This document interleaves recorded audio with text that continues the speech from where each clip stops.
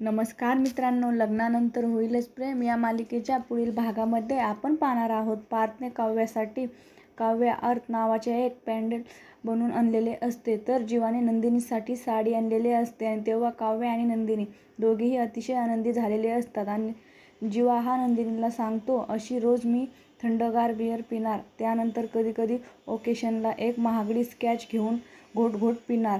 त्याचाच आनंद काहीतरी वेगळाच असतो. आणि तेव्हा नंदिनी आश्चर्यचकित होऊन जीवाकडे पाहू लागते. जीवाला बोलते, साडीचं महत्त्व सांगण्यासाठी तुम्ही हे बिअर आणि दारूचे उदाहरण देत आहात. तुम्ही पहिल्यासारखी पुन्हा चालू केली आहे की काय? आणि तेव्हा जीवा हा अतिशय गोंधळून जातो.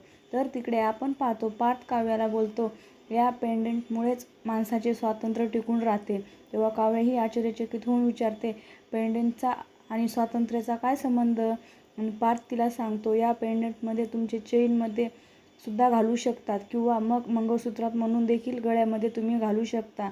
आणि तेव्हा काव्यही त्याकडे पाहतच राहते. आता पुढील येणाऱ्या भागामध्ये काव्यही पार्थच्या नावाचे मंगळसूत्र गळ्यामध्ये घालणार का, हे पाहणे अतिशय रंजक ठरणार आहे. लग्नानंतर होईलच प्रेम या मालिकेचे सर्व अपडेट पाहण्यासाठी आमचे चॅनल लाईक करा, शेअर करा आणि सबस्क्राईब करायला विसरू नका. धन्यवाद.